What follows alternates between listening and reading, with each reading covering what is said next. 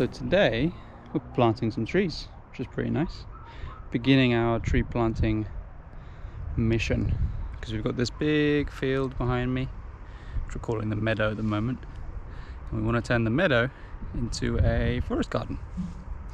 So we got married, and part of our wedding, our gifts that we asked for were contributions towards trees. And we've bought a bunch of trees so far, and we're planting some of them today. So over here, which I think you can see, is another kaki, which is a persimmon tree. Planting two of those, one here and one over there. Then here we just planted a Ginko, big Ginko. This is little Otter, who was chewing some brambles because that's fun apparently. And then over there we're going to plant the other kaki and a cherry tree, second cherry tree, because we've got one in the garden area.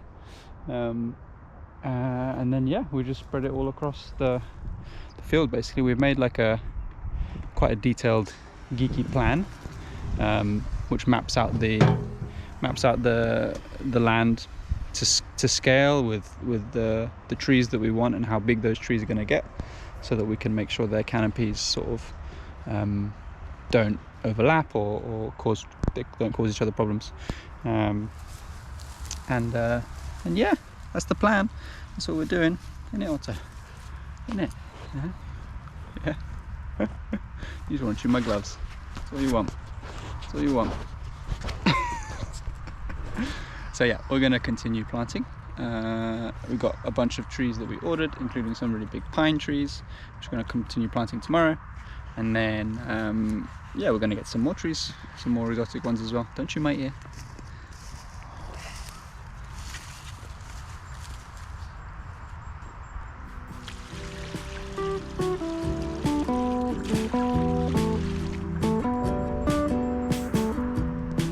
Job's a good one.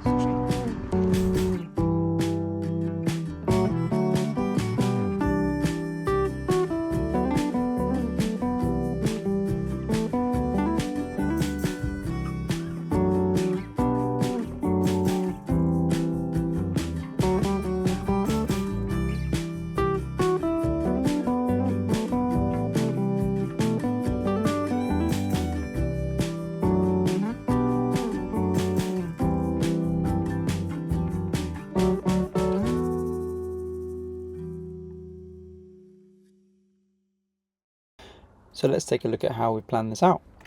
So we set up this file that is set up to scale on our land, and it's using this drone footage that was taken before we bought the land as part of the kind of survey that was done in the beginning. So we've set it up in a way where we can just kind of plot out all the different elements that we want to look at. It's mainly for looking at the trees, but we've also then sort of added some additional details there as well. So we've got the perimeter marked out here in red. We've also planned out things like paths and how we want to kind of create these paths that go through the field and through the woods. Potential future projects like a natural pond / pool thing, and maybe like a sort of garage / workshop place if we want to build something like that in the field later. And you can also see then the dome that we've already built and the vegetable beds as well, to give you a sense of the scale. Having this file set to scale is really useful, because it means we can also plan things out like the irrigation that we want to install pretty soon. So we can use these kind of measurements to see how much tubing we need and sort of what systems we need to kind of set up. But yeah, the main thing we use this for is to look at the trees that we've been planning, and how we've done that is basically just looking at the specific trees that we want, and then doing a bit of research in terms of how large they will get as fully grown trees, and then planning out exactly where we want to place them on the land. So as some examples, this is a walnut, and as you can see, it's 150 by 150 pixels in this case, but that translates to it being sort of a 15-meter spread, because it's one of the sort of bigger trees that we have. But then we have smaller things like this cherry tree or these peach trees, which are only kind of 5 meters in spread, or these sort of elders over here. And we can keep track of all of those here, which are kind of named in the layers over here on the left-hand side, like the ginkgo, the neshbras, oranges, etc., and the pines. So yeah, we kind of plan these out to maximize space, to make sure that the canopies didn't overlap where it wasn't beneficial for them to do so. Yeah, and also then thinking about which trees work well next to each other, which trees don't, and also crucially also thinking about light.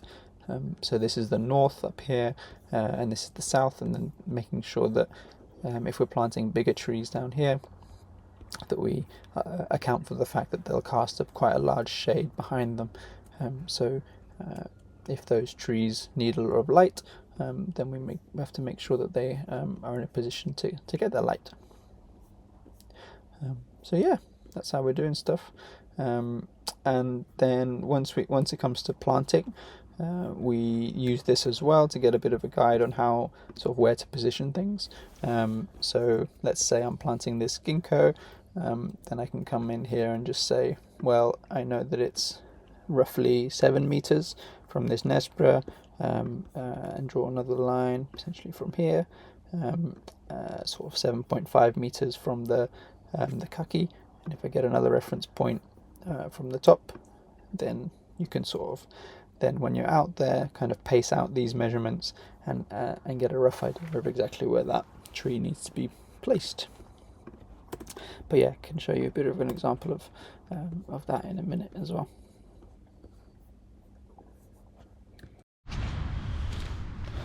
So the goji berry is 6.5 meters from the fig. So that is 1, 2, 6, which is 0.5, which is around about here. Okay, which one? The goji. And then it's 5 so far from away from the fig. 5 from the other. Is it not meant to be? It's supposed to be closer to the fig because it's gonna bring nutrients to the fig tree. Discussion impending.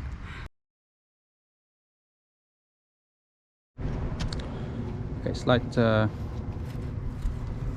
discussion about where exactly we need to put it, and how close to the fig tree, because this is a fig tree basically. So a lot of the planning we've been doing is around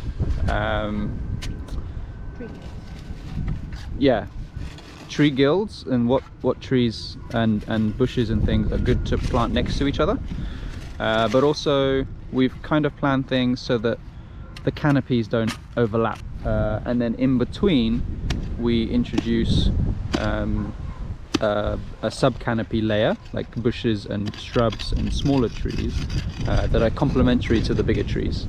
So we've got this big fig tree which is going to get pretty large, or can get pretty large, and then we've got this small goji berry. Do you remember what the goji berry gives to the fig tree? I don't know if it's like potassium or I can't remember now, but it will be a nutrient that the fig tree likes, that the goji pulls up. Right. Yeah, so we read about each of the trees, and then there's this thing called tree guilds, which is like a group of plants that are beneficial to a single tree that you can plant around that tree. And goji was one of the ones that was beneficial to fig, so that's why we're planting it here. So the debate we've been having is just sort of how close should we put it to the tree, because on the one hand, the canopy of the fig tree can be quite large if it's left untrimmed. It can be huge, but then we can obviously prune it to the size that we want. So do we put a bush like the goji berry underneath the canopy of the fig tree, or should it be on the outskirts of the canopy of the fig tree? In this case, we're putting it kind of relatively close within the canopy, and then we'll kind of just see how things grow and develop. Yeah, because this way is south, So it's not that the fig tree will shade the goji berry. But yeah, long story short for planting a goji berry.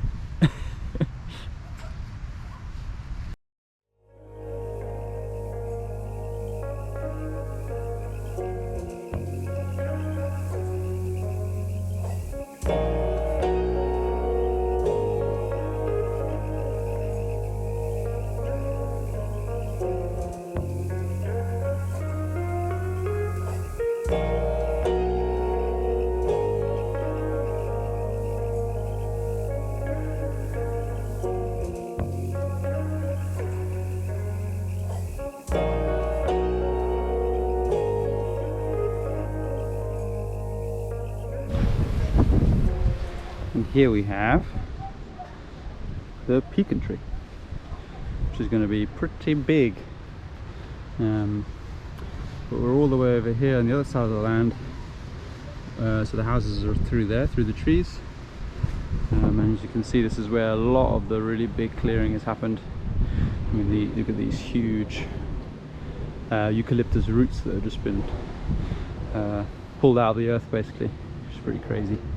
And it's just left us with all these pockets of little oak trees, basically, and different types of oaks. I think that's a honeydew oak, this one, and there's some pine trees as well dotted around, which is super nice. But the earth is still pretty turned up. So here's okay. Like, here's actually the earth itself, whereas over here, the guys that cleared it, they kind of chopped down a bunch of eucalyptus and then just left the sticks and covered it in earth. The idea of being it kind of breaks down over time. So that makes it a little bit difficult for us to plant things, because you can't really dig into it. It's just like a pile of sticks with a bit of earth on top. So it means we're a little bit more limited, basically. But anyway, I found a nice spot here for the pecan. Put in some three nice stakes for it to give it a bit more sturdiness, and we'll tie that off in the middle. We should have done for all of them. Yeah. It's quite nice. It's a nice approach. Because we get a lot of wind. Yeah. So we need to make sure we water it in the summer. Yeah, we'll come. It's all the way out here. So.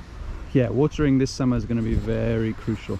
We've got our upcoming project to do irrigation, but we're going to need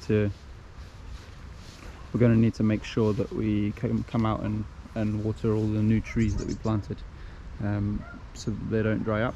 And we're thinking about other kind of protection solutions, like we've read about painting them.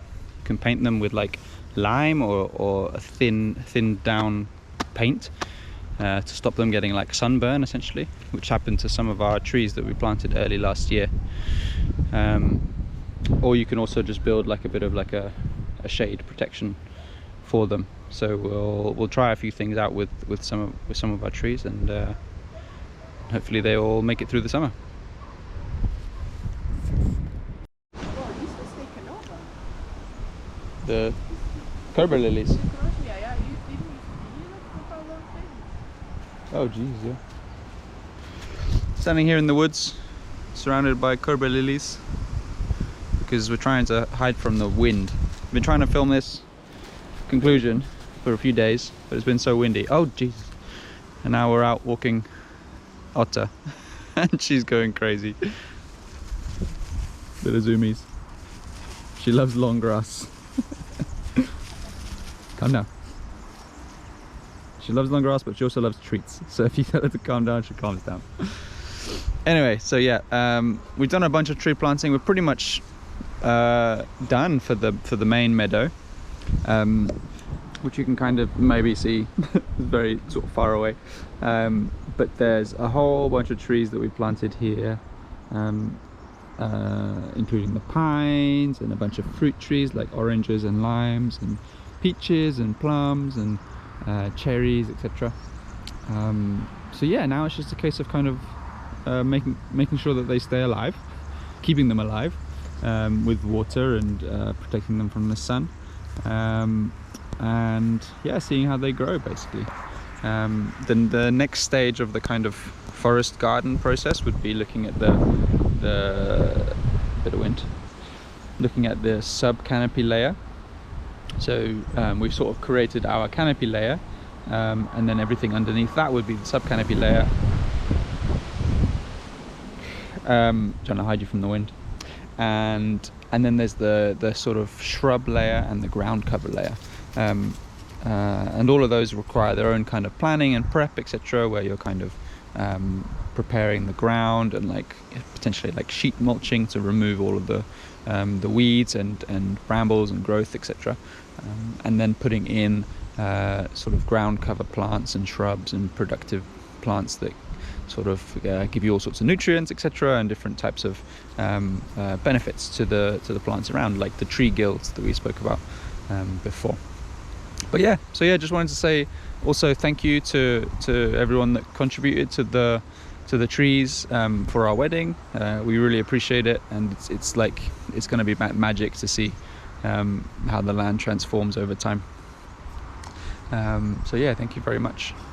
So as I said, yeah, this meadow section is pretty much done, full at least of trees. But then there's also all the section that's been cleared behind these cork oaks, where we're going to be sort of doing stuff to the ground, sort of leveling the ground a little bit more, still thinking about like how we remove the